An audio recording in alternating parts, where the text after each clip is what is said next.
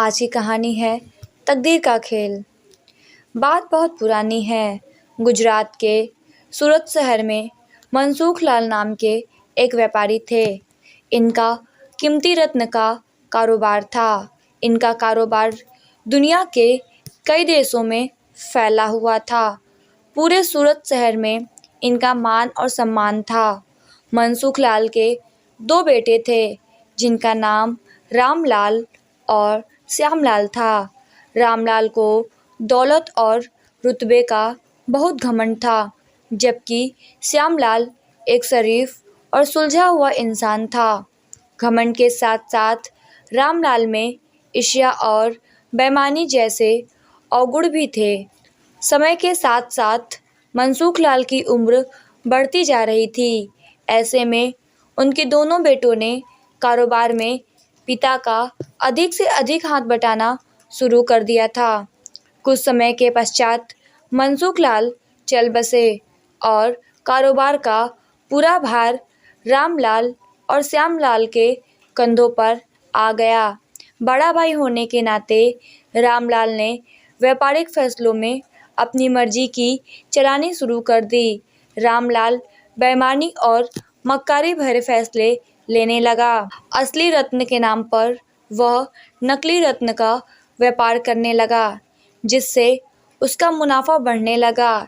इस मुनाफे से उसका बाकी बचा चरित्र भी काला हो गया। दौलत के घमंड में वह परिवार में उन्मादी जैसा व्यवहार करने लगा।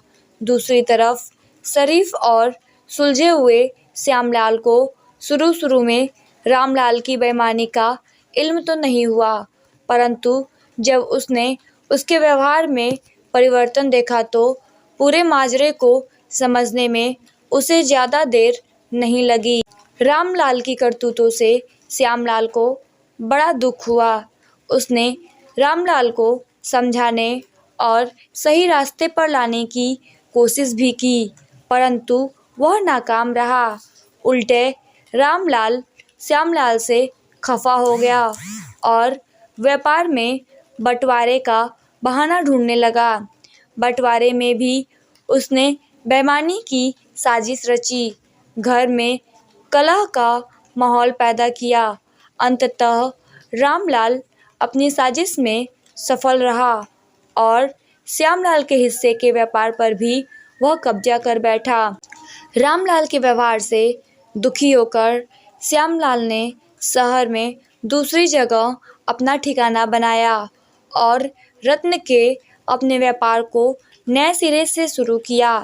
ईमानदारी की नींव पर शुरू हुआ श्यामलाल का व्यापार जल्दी ही चल निकला।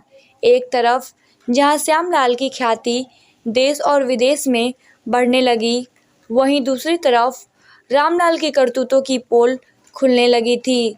नकली रत्न के व्यापार के कारण रत्न बाजार में रामलाल की साख को जोरदार धक्का लगा और उसके व्यापार का दायरा सिमटने लगा।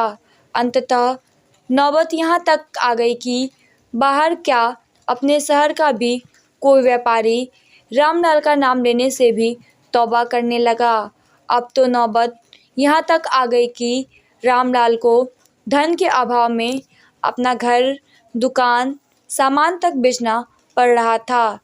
जल्दी ही रामलाल के हाथ से सब कुछ निकल गया और वह परिवार सहित सड़क पर आ गया। अब रामलाल को अपने किए पर पछतावा हो रहा था, परंतु उसकी तकदीर ने जो खेल खेल दिया था, उससे आसानी से पीछे आना उसके लिए संभव नहीं था। दूसरी तरफ श्यामलाल की तकदीर का खेल था, जिसकी बदौलत वह रंक से राजा बन गया था। जब रामलाल की बदहाली की खबर श्यामलाल को लगी तो उसे बड़ा दुख हुआ। पुरानी बातों को भूलकर वह भागा भागा अपने बड़े भाई रामलाल के पास पहुंचा और रामलाल के लाख मना करने के बाद भी उसे परिवार सहित अपने पास ले आया।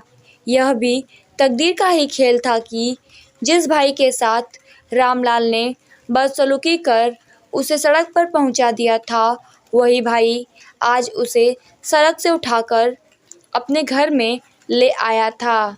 दोस्तों, इस कहानी से हमें यह शिक्षा मिलती है कि तकदीर कब किसके साथ क्या खेल खेल दे, इसका अंदाज़ा कोई नहीं लगा सकता। हाँ, इतना ज़रूर है कि आपके कर्म ही आपकी तकदीर लिखते हैं। जिस तरह रामलाल और श्यामलाल के कर्मों के आधार पर तकदीर ने उसके साथ खेल खेला था, इसी तरह अच्छे कर्म करते रहना चाहिए। क्या पता कल तकदीर आपके साथ क्या खेल खेल जाए। इसलिए कहते तकदीर का खेल निराला है। दोस्तों, अगर आप लोगों को यह कहानी अच्छी लगी तो इस वीडियो को लाइक कीजिएगा और ऐसे ही और कहानियाँ सुनने के लिए इस चैनल को सब्सक्राइब कीजिएगा।